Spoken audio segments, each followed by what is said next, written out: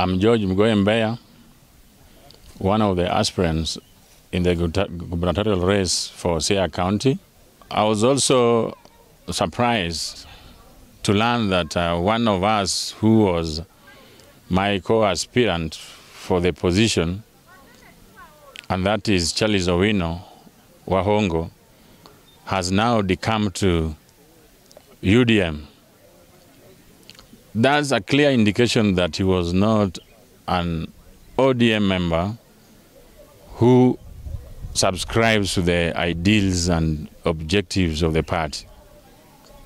Because in Luo, there is an adage they call for the ODM that a slogan in ODM that when you say ODM, Orengo.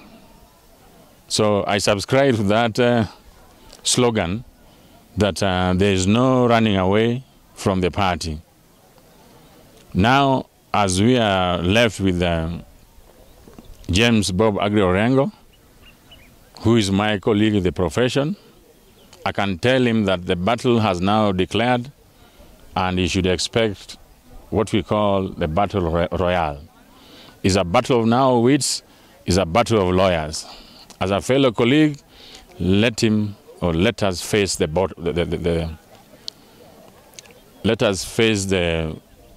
people of Siaya and in electing whom they feel should be the governor for Siaya County. This idea of positioning themselves that he's been handed a ticket. If he's a real man enough, let him come to the people and face George Mgoembeya in this contest. As of now, I think that the decamping of Charles Owino is good riddance for the party. We can now have party members, party loyalists to compete for that contest during the nomination. But I would believe that his decamping, if the ODM leadership does not handle the nominations well, then it will have implications because there is what we call protest.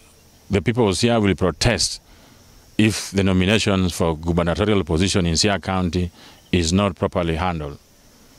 It will have direct and implications and consequences. Not only gubernatorial posts, even the presidential votes. Because the people of Siaya will now come to believe that their vote does not count. I'm still alarmed by the direct ticket that is being issued by the party for refund of nomination charges that were paid by most of the candidates who aspired to run under the ODM ticket. It's stunning because, one, it's not about the nomination fees. We've been campaigning and we've been using resources to campaign. As you're aware, Siaya County is very big and very large, and as such, you need resources to just even logistically to run the campaigns. So I don't know what criteria they are using for the refund. Is it refund only about the nomination fees, or does it include also the expenses that we've incurred during the campaigns?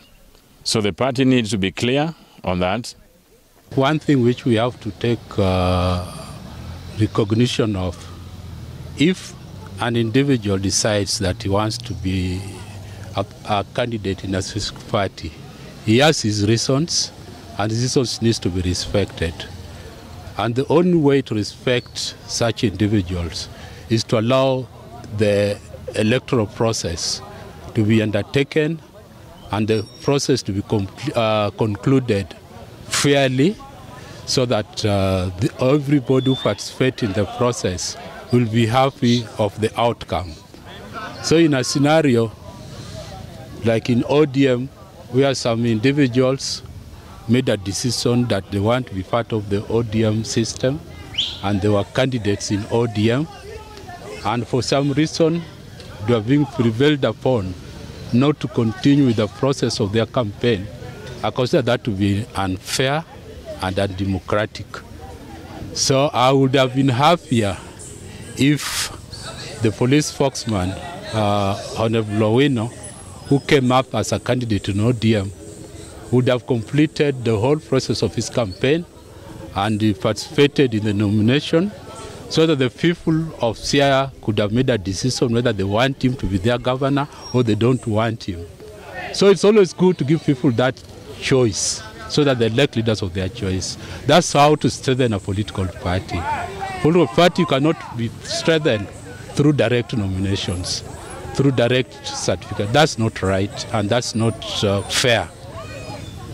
Actually, to be honest, that move has weakened ODM because Orengo had supporters already. He had campaigned.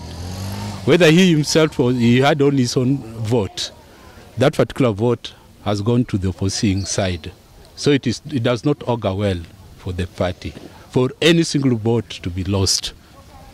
I think the way forward is the party to conduct a credible nomination for the candidates who are still in ODM, so that ODM fraternity can nominate a candidate of their choice. Particularly on the line of Senate, it is only prudent upon ODM to conduct a free and fair nomination so that the outcome is not read as nepotism on the part of the party leader, because that will weaken his campaign for the presidency.